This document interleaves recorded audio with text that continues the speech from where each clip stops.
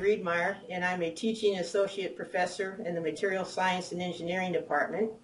And in that department, I teach sophomore level courses, starting out with Ceramic 102, Atomic Structure of Crystalline Materials. I also teach the first processing lab, Ceramic 111. And for the fun of it, I teach Ceramic 222, which is applied glass forming. The class that I'm working on flipping is Ceramic 102, the Atomic Structure class.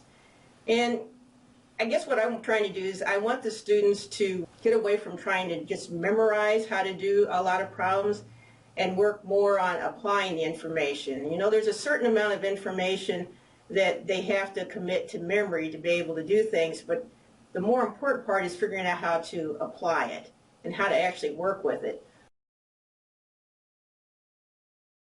I haven't gone to recording any videos. I have multiple things on Blackboard that they can go to. They can actually go to the lectures, the PowerPoint lectures ahead of time on Blackboard.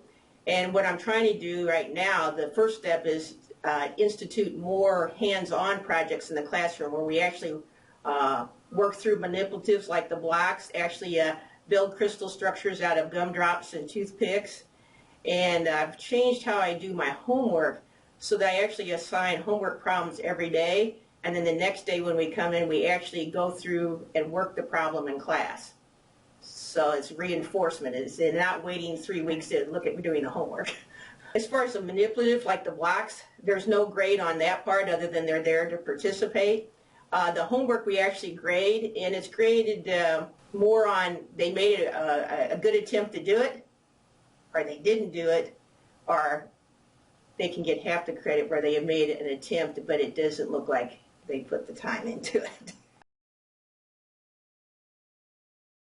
I think that's always a problem, and it's figuring out how it becomes encouraging them that they will get more out of it by doing it ahead of time. And I think when they come in, and if they realize if they're sitting next to someone that has done the pre, and they're grabbing the piece of paper we're working with and going to town with it, and the other one's kind of sitting there going, oh, and kind of looking over. Usually what I'll do is I'll let, very often, everyone in the class starts like individually to try to work on this, and then I let them go to groups.